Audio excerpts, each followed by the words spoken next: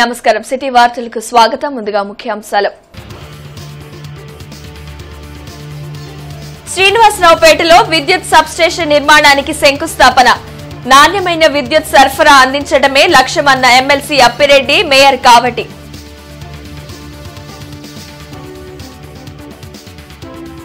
గుంటూరు పశ్చిమ నియోజకవర్గ శ్రేణులతో పెమ్మసాని ఆత్మీయ సమావేశం రానున్న ఎన్నికల్లో టీడీపీ జనసేన కూటమి విజయం ఖాయమన్న నేతలు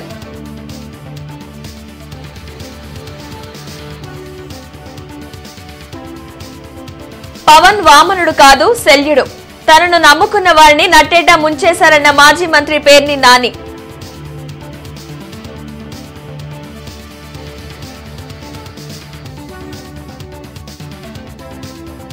వైసీపీ సర్కార్ ఓటు బ్యాంక్ రాజకీయాలు చేస్తుంది మండిపడ్డ BJP state chief Purandeswari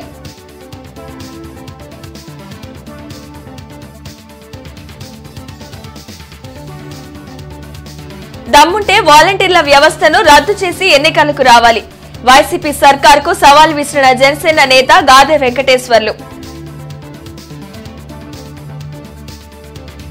Sampath Nagar లో 7 కోట్ల వ్యయంతో నిర్మించనున్న విద్యుత్ సబ్స్టేషన్ కు శాసనమండలి ప్రభుత్వ విప్ అప్పిరెడ్డి మేయర్ కావటి మనోహర్ నాయుడు శంకుస్థాపన చేశారు ఈ విద్యుత్ సబ్స్టేషన్ నిర్మాణం పూర్తయితే శ్రీనివాసరావుపేటతో పాటు 4 డివిజన్లలో వోల్టేజ్ సమస్య పరిష్కారం అవుతుందన్నారు నగరాభివృద్ధికి వైసీపీ అధికారంలోకి వచ్చినప్పటి నుంచి ప్రత్యేక కృషి చేపట్టిందని అప్పిరెడ్డి కావటి తెలిపారు ఎన్ని పార్టీలు కలిసి వచ్చినా 2024 ఎన్నికల్లో వైసీపీ విజయాన్ని ఆపలేమని ధీమా వ్యక్తం చేశారు భయమంటే తెలియని వ్యక్తి జగన్ అయితే ఓడిపోతామనే భయంతోనే చంద్రబాబు పవన్ చేతులు కలిపారని వ్యాఖ్యానించారు రోడ్లన్నీ కూడా తవ్వి యూజీడీ పేరుతో రోడ్లన్నీ కూడా తవ్వి వదిలేసినటువంటి పరిస్థితుల్లో ఇవాళ 100 కోట్ల రూపాయలతో రోడ్లని పునర్నిర్మాణం చేసే కార్యక్రమం కానీ దాంతోపాటుగా కాలువలు కట్టించే కార్యక్రమాన్ని పారిశుద్ధ్యకు సంబంధించి కానీ అనేకమైనటువంటి విప్లవాత్మకమైనటువంటి చర్యలకి శ్రీకారం చుట్టి ఇవాళ ఆయన ముందుకు సాగుతూ ఉన్నాడు దానిలో భాగంగానే ఈ రోజున ఈ కంటైనర్ సబ్స్టేషన్ అనేది ఇవాళ ఇక్కడ రావడం అంటే కేవలం మనోహర్ చేసినటువంటి కృషి వల్లనే సాధ్యమైందన్న అంశాన్ని కూడా ఈ సందర్భంగా చెబుతూ చాలా స్పష్టంగా చెప్పదలుచుకున్నాం ఎందుకంటే జగన్మోహన్ రెడ్డి గారి ఆలోచనలన్నీ కూడా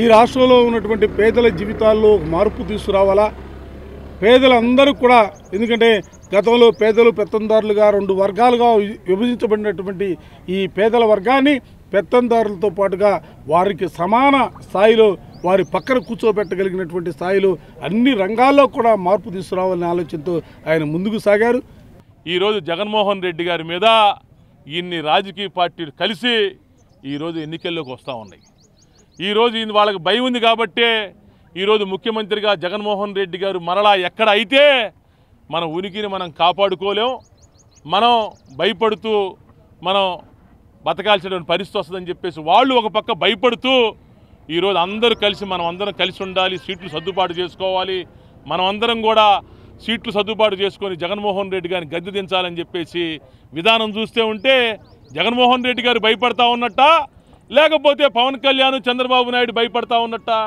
నిన్న వాళ్ళ బహిరంగ సభలు సమావేశాలు మనం చూసాం వాళ్ళు ఇద్దరు మాట్లాడినటువంటి మాట చూస్తూ ఉంటే వాళ్ళు భయపడతా ఉన్నట్టు స్పష్టంగా అర్థమవుతూ ఉన్నటువంటి పరిస్థితి ఈ కాలంలో భయం లేనటువంటి వ్యక్తి భయపడనటువంటి వ్యక్తి భయం అనేటువంటిది చూడనటువంటి వ్యక్తి కేవలం జగన్మోహన్ రెడ్డి గారు మాత్రమే ఈ ఉడతూపులు ఈ పిల్లి కోతలు ఇవన్నీ మా ముఖ్యమంత్రి గారికి ఏం కొత్త ఏం కాదు ఇది పార్టీ పెట్టిన నాటి నుంచి అందరూ కూడా మా జగన్మోహన్ రెడ్డి గారి మీద ఉడతూపులు ఊతూ పిల్లి కోతలు కోస్తూ ఉన్నటువంటి వాళ్ళల్లో వీళ్ళు కూడా ఉంటారు తప్పకుండా రాబో కాలంలో 2024 సంవత్సరంలో ఈ రాష్ట్రంలో ముఖ్యమంత్రిగా జగన్మోహన్ రెడ్డి గారు అవటం ఖాయం టీడీపీ జనసేన కూటమి రాబోయే ఎన్నికల్లో విజయం సాధించడం ఖాయమని టీడీపీ నేతలు తెనాలి శ్రావణ్ కుమార్ పెమ్మసాని చంద్రశేఖర్ కోవెలముడి నాని తెలిపారు జిల్లా టీడీపీ కార్యాలయంలో పెమ్మసాని చంద్రశేఖర్ తో గుంటూరు పశ్చిమ నియోజకవర్గ పార్టీ శ్రేణుల ఆత్మీయ సమావేశం జరిగింది టీడీపీ గుంటూరు ఎంపీ అభ్యర్థిగా పోటీ చేయనున్న పెమ్మసాని విజయానికి ప్రతి ఒక్కరూ కృషి చేయాలన్నారు ఎంపీ గల్లా జయదేవ్ పై రాజకీయ కక్షతో ఆయన్ను ఎంతో ఇబ్బందులకు వైసీపీ ప్రభుత్వం గురిచేసిందని చంద్రశేఖర్ తెలిపారు. వైసీపీ పాలనలో అన్ని వ్యవస్థలు గాడి తప్పాయని, రాష్ట్ర భవిష్యత్తు కోసం టీడీపీ జనసేన కూటమి విజయం అనివార్యమని తెలిపారు. అందరూ చెప్పారు 2009 నుంచి ఆయన ఎంత కష్టపడ్డారు అని. 2009లో ఆయన త్యాగం చేశారు, 2014లో త్యాగం చేశారు. అయితే ఆయన అంత త్యాగం చేసినా కూడా 2014లో ఒక వ్యక్తి తెలుగుదేశం పార్టీ కార్యకర్తలని బాగు చేయాల్సింది పోయి ఇబ్బంది పెట్టారు. అదేవిధంగా 2019లో వేరే వారికి సీట్ ఇచ్చినా కూడా ఆయన ఇంటికి వెళ్ళి ఒక జగన్ వేవ్ ఉన్నప్పటికీ అఖండ మెజారిటీతో గెలిపించినా కనీస కృతజ్ఞత లేకుండా ఆ రోజు ఆయన పార్టీ మారారు. అయినప్పటికీ మళ్ళీ ఈసారి ఈ 4 సంవత్సరాలు అనేవి అత్యంత కష్టమైన సమయం. ఇలాంటి సమయంలో ముందుకొచ్చిన వ్యక్తులు ఈ ఆంధ్రప్రదేశ్ చరిత్రలో అతి తక్కువ మంది. అయినప్పటికీ నాని గారు వచ్చి అంత ఖర్చు పెట్టి, అందరూ చెప్తా ఉన్నారు, నేను చూశాను కోవిడ్లో కానీ ఒక మున్సిపల్ ఎలక్షన్స్లో కానీ పేదవాళ్ళకు అవసరమైనటువంటి అన్ని పరిస్థితుల్లోనూ కార్యకర్తలకి అండగా ఉండి ఆయన ఈ విధంగా ఉండటం, మళ్ళీ ఈరోజు బాబు గారు పిలిచి ఇలా అన్నా కూడా అలా ఉండటం అనేది ఈ ప్రపంచంలో అతి తక్కువ మందికి మాత్రమే సాధ్యం అని చెప్తా ఉన్నారు. సీఎం జగన్ గురించి టన్నుల సమాచారం ఉందంటున్న పవన్ కళ్యాణ్ ఎందుకు బయట పెట్టలేకపోతున్నారని మాజీ మంత్రి పేర్ని నాని నిలదీశారు. తాడేపల్లిలోని వైసీపీ కేంద్ర కార్యాలయంలో మాజీ మంత్రి పేర్ని నాని మీడియాతో మాట్లాడారు. పవన్ వామనుడు కాదు, శల్యుడు, శిఖండి లాంటివాడు అని వ్యాఖ్యానించారు. తనను నమ్ముకున్న వాళ్లను పవన్ కళ్యాణ్ నట్టేట ముంచారని విమర్శించారు. 2024 ఎన్నికల్లో చంద్రబాబు పవన్ జెండాలను మడతేసేందుకు ప్రజలు సిద్ధంగా ఉన్నారని చెప్పారు. ఎంత కర్మ అంటే పవన్ కళ్యాణ్కి, అతని గురించి అతనే సెల్ఫ్ డబ్బా లేపుకోవాలి, జాకీ పెట్టి అతనే చెప్పుకుంటాడు. రాక్షసులు అంటే రాక్షస గణానికేమో కొమ్ము కాస్తాడు చంద్రబాబును వాళ్ళ అబ్బాయికి.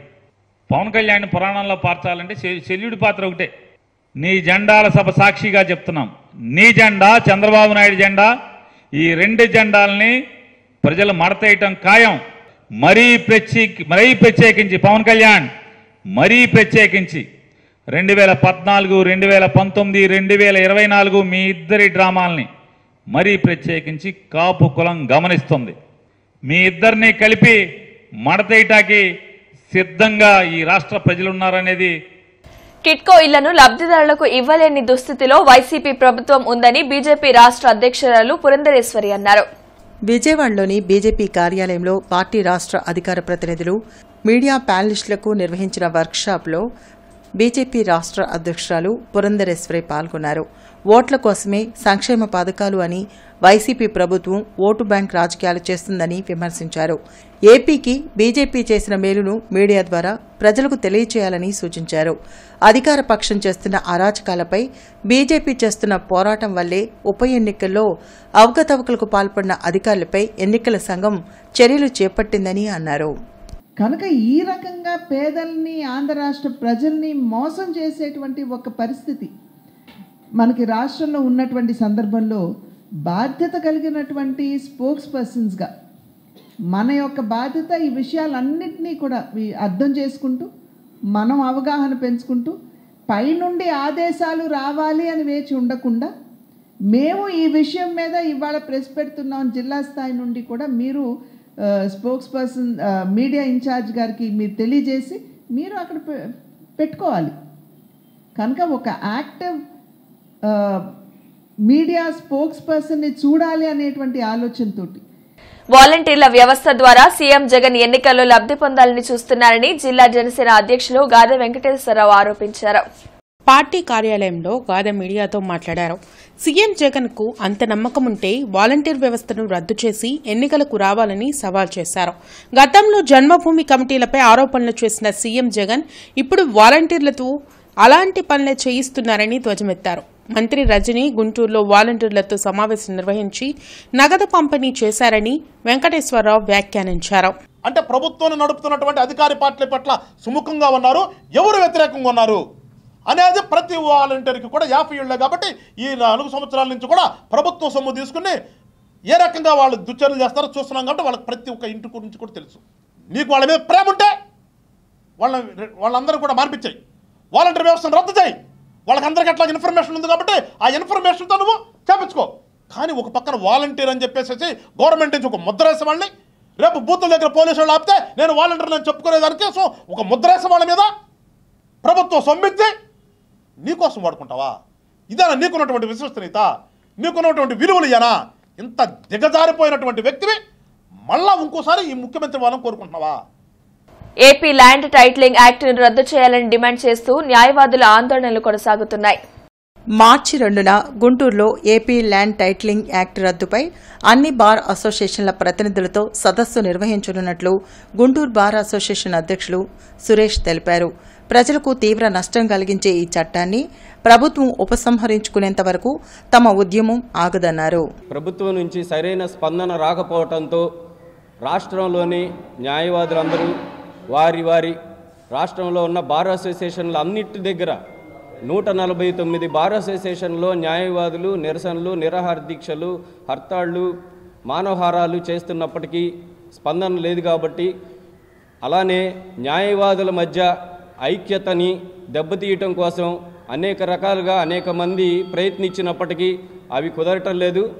దీనిలో భాగంగా మేము మార్చి 2వ తారీఖు శనివారం ఉదయం 10 గంటలకి రాష్ట్ర వ్యాప్తంగా ఉన్న బార్ అసోసియేషన్ల అధ్యక్షులు, ఉపాధ్యక్షులు వాళ్ళ ప్రతినిధులతో గుంటూరులో మన గుంటూరు బార్ అసోసియేషన్లో ఒక పెద్ద మీటింగ్ ఏర్పాటు చేయడం జరిగింది. భవన నిర్మాణ కార్మికుల సమస్యలు పరిష్కరించడంలో వైసీపీ సర్కార్ ఏమాత్రం శ్రద్ధ చూపడం లేదని సిఐటియు ఆరోపించింది. దీనిని నిరసిస్తూ కలెక్టరేట్ వద్ద ఆందోళన చేపట్టింది. భవన నిర్మాణ కార్మికుల సమస్యల పరిష్కారం కోసం ఏఐటియుసి భవన నిర్మాణ కార్మిక సంఘం రాష్ట్ర వ్యాప్త ఆందోళనలో భాగంగా కలెక్టరేట్ వద్ద ఆందోళన చేపట్టింది. గత పాలకులు 500 కోట్ల బడ్జెట్ పెట్టి భవన నిర్మాణ కార్మికుల సంక్షేమానికి పాటుపడితే ప్రస్తుత వైసీపీ సర్కార్ కనీస సమస్యలు పరిష్కరించడం లేదని సంఘ నేతలు సత్యనారాయణ, రామకృష్ణ ఆరోపించారు. కార్యక్రమంలో అనిల్ కుమార్, హనుమంతరావు తదితరులు పాల్గొన్నారు. మరి ఈ సంక్షేమ బోర్డును నడిపించాలని ఏదైతే నడపకుండా ఈ ప్రభుత్వం కానీ నిర్వీర్యం చేస్తే రానున్న రోజుల్లో ఎవరైతే ఏ ప్రభుత్వం అధికారంలోకి వస్తే వాళ్ళు మేము మేనిఫెస్టోలో పెట్టి మీకు బోర్డు నడిపిస్తామని చెప్పి హామీ ఇస్తారో వారికే మేము ఓట్లు వేసి మా కార్మికులందరం కూడా గెలిపించుకొని మా సంక్షేమ బోర్డును సాధించుకుంటామని చెప్పి తెలియజేస్తూ ఉన్నాను. ఇవాళ 40,000 క్లెయిములు పెండింగ్ ఉన్నాయి, సభ్యులుగా చేర్చడం లేదు.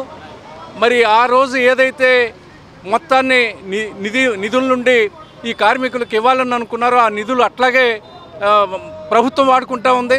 ఆ వాడుకున్న డబ్బును తిరిగి చెల్లించట్లేదు. కార్మికులు ఎంత అడిగినప్పటికీ ప్రభుత్వం వాడుకున్నటువంటి ఈ సంక్షేమ నిధిని తిరిగి చెల్లించట్లేదు. వీటన్నిటిని డిమాండ్ చేస్తూ దీన్ని సక్రమంగా నడపాలని, కార్యాలయాన్ని ఇక్కడ ఈ ప్రాంతంలో నిర్వహించాలని చెప్పి డిమాండ్ చేస్తూ మరి వీళ్ళకి ఇచ్చేటువంటి దాన్ని కాంపెన్సేషన్ని పెంచాలని చెప్పి డిమాండ్ చేస్తూ జరుగుతున్నటువంటి పోరాటం మార్చి 2 నుంచి 4 వరకు ఎల్వీఆర్ అండ్ సన్స్ క్లబ్ సౌజన్యంతో 51వ ఏపీ సీనియర్ అంతర్ జిల్లాల మరియు రాష్ట్ర క్యారమ్ ఛాంపియన్షిప్ 2024 పోటీలు జరగనున్నాయి. రాష్ట్రంలోని 14 జిల్లాల నుంచి 125 మంది క్రీడాకారులు ఈ పోటీల్లో పాల్గొనున్నట్లు ఎల్వీఆర్ అండ్ సన్స్ క్లబ్ కార్యదర్శి యాగంటి దుర్గారావు తెలిపారు. విజేతలను నేషనల్ క్యారమ్ పోటీలకు పంపనున్నట్లు వివరించారు. క్రీడా ప్రాధాన్యతను ఇస్తూ అనేక పోటీలను తమ క్లబ్ ద్వారా నిర్వహిస్తున్నట్లు చెప్పారు. అదేవిధంగా బిలియర్డ్స్లో, క్యారమ్స్లో కూడా మా క్లబ్ సభ్యులు జాతీయ స్థాయిలో కూడా ర్యాంకులు సాధించిన ఘనత ఉంది. దానిలో భాగంగా రేపు మార్చి 2, 3, 4 తేదీల్లో రాష్ట్రం మొత్తం నుంచి కూడా 125 మంది సభ్యులు క్యారమ్స్ పోటీలో పాల్గొనబోతున్నారు. వాళ్ళందరికీ కూడా అకామిడేషన్ కానీ భోజన వసతి సదుపాయాలు అన్నీ కూడా ఎల్వీఆర్ క్లబ్ నిర్వహిస్తూ ఉంది. ఇక్కడ ఎవరైతే ఈ 3 రోజుల్లో క్యారమ్స్లో విజేతలుగా నిలుస్తారో వారందరినీ కూడా రేపు నేషనల్ స్థాయిలో జరిగే గ్వాలియర్లో జరిగే పోటీలకి ఎంపిక చేసి వాళ్ళని క్లబ్ ద్వారా పంపించడం జరుగుతుందని చెప్పి తెలియజేస్తా ఉన్నారు. Thank you. ఎస్వీఎన్సీలో గల నారాయణ పాఠశాల నందు సైన్స్ ఎక్స్పో ఘనంగా నిర్వహించారు. ఈ కార్యక్రమానికి నారాయణ పాఠశాల డీజీఎం పి శ్రీనివాసరెడ్డి, ఏజీఎం వి జానకిరామిరెడ్డి ముఖ్య అతిథులుగా పాల్గొన్నారు. ఈ సందర్భంగా ఏజీఎం వి జానకిరామిరెడ్డి మాట్లాడుతూ ఇలాంటి ప్రదర్శనల ద్వారా విద్యార్థుల్లో ఆసక్తిని, ప్రత్యక్షంగా ప్రయోగాలు చేయడం ద్వారా వారి ప్రతిభను వెలుగులోకి తీసుకురావడానికి అవకాశం ఉంటుందని తెలిపారు. ఈ కార్యక్రమంలో ప్రిన్సిపల్ లావణ్యారెడ్డి తదితరులు పాల్గొన్నారు.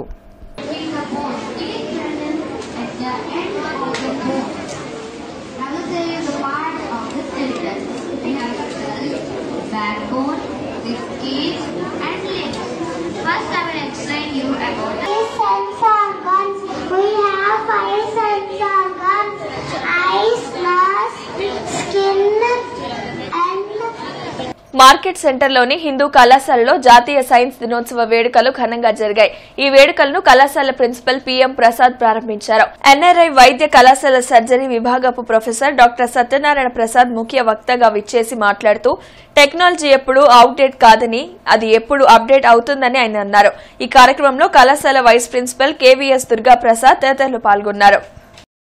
అవగాహన సంస్థ ఆధ్వర్యంలో ఆరోగ్య సభ జరిగింది. సంపూర్ణ ఆరోగ్యం కొరకు సిరిధాన్యాలు అనే అంశంపై డాక్టర్ ఖాదర్ వలి అవగాహన కల్పించారు. మంచి ఆహారంతోనే ఆరోగ్యంగా ఉండవచ్చని డాక్టర్ ఖాదర్ వలి అన్నారు. కెమికల్స్ తో తయారవుతున్న ఆహార పదార్థాల వల్ల మానవులు అనేక అనారోగ్యాలకు గురవుతున్నారని చెప్పారు. సంపూర్ణ ఆరోగ్యం కోసం నియమాలతో కూడిన ఆహారం తీసుకోవాలని సూచించారు. పెస్టిసైడ్స్ లేకుండా ఏ పంటలు పండడం లేదని ఎమ్మెల్సీ లక్ష్మణరావు అన్నారు. వ్యవసాయ శాస్త్రవేత్తలు తమ పరిశోధనలను పెంచాల్సిన అవసరం ఉందని తెలిపారు. సంపూర్ణంగా ఆరోగ్యం ఎక్కడుంది? మీ ఆహారంలో ఉంది. ఆహారం సరిగ్గా ఉంటే ఏ మందు అవసరం లేదు. మీ ఆహారం సరిగ్గా లేకుంటే ఏ మందులు పనిచేయవు. సార్ అలోపతికి వెళ్ళాను, టాటోపతి, న్యాచురోపతి, హోమియోపతి, తిరుపతి.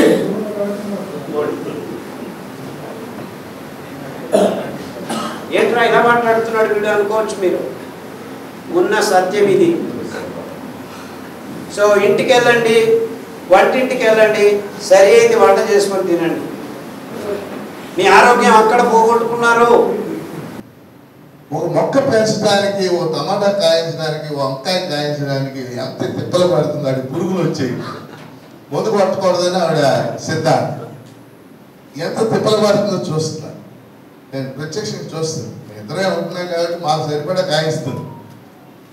ఇది ఎందుకు చెప్తున్నా అంటే, ఈ జిల్లాలో ఆసియా ఖండం మొత్తం మీద ఎక్కువగా రైతులు పురుగు మందులు వాడతారు. ఆసియా ఖండంలో ఏ జిల్లాలో కూడా ఇన్ని పురుగు మందులు వాడతారు. రికార్డ్ దానికి ఒక రీజన్ మీకు తెలుసు.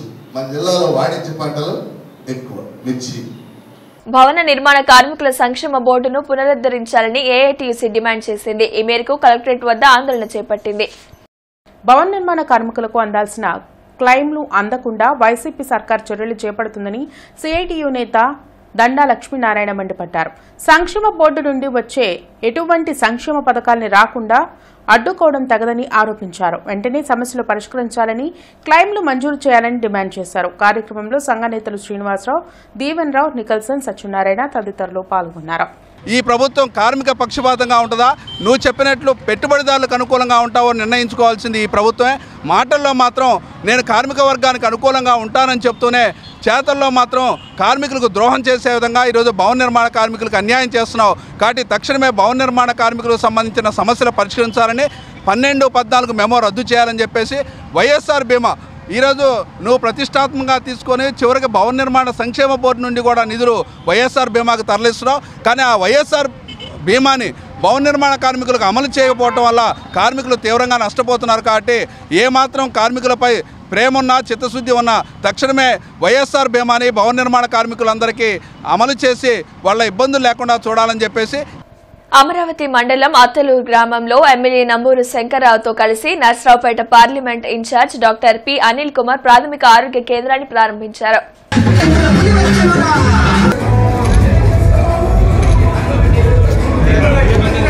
బడుగు బలహీన వర్గాల అభ్యున్నతికి భారత చైతన్య యువజన పార్టీ పనిచేస్తుందని ఆ పార్టీ ప్రతిపాడు సమన్వయకర్త సంకూరి మహాలక్ష్మి తెలియజేశారు.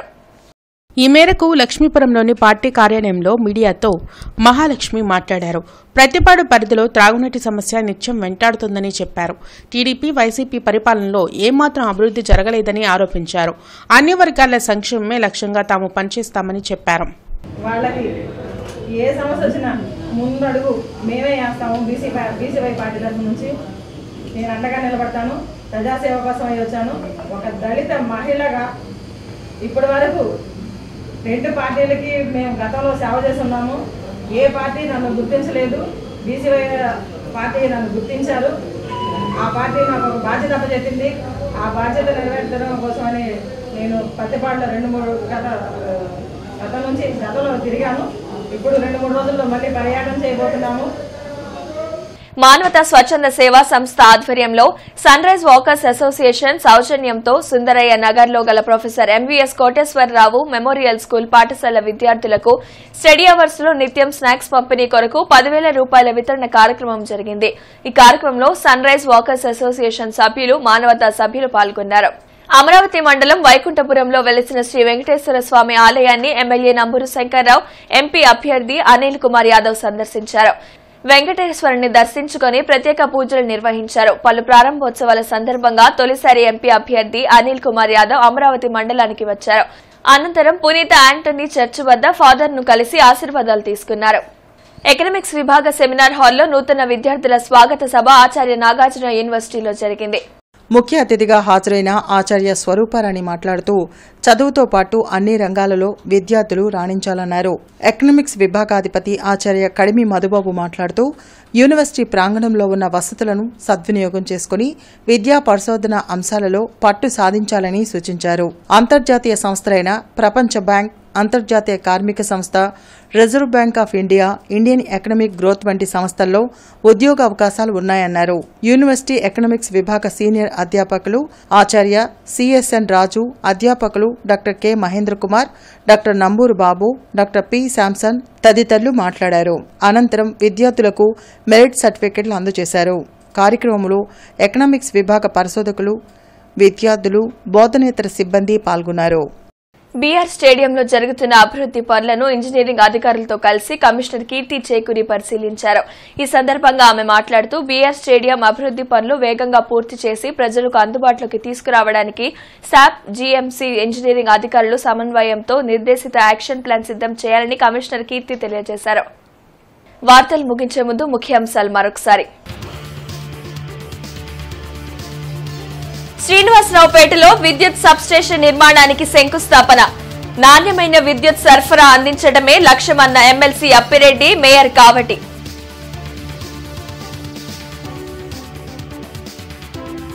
గుంటూరు పశ్చిమ నియోజకవర్గ శ్రేణులతో పెమ్మసాని ఆత్మీయ సమావేశం. రానున్న ఎన్నికల్లో టీడీపీ, జనసేన కూటమి విజయం ఖాయమన్న నేతలు.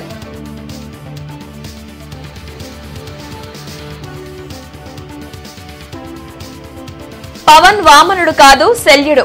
తనను నమ్ముకున్న వారిని నట్టేట ముంచేశారన్న మాజీ మంత్రి Perni Nani.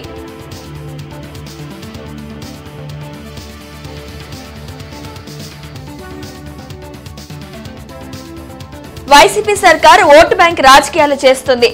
మండిపడ్డ BJP state chief Purandeswari.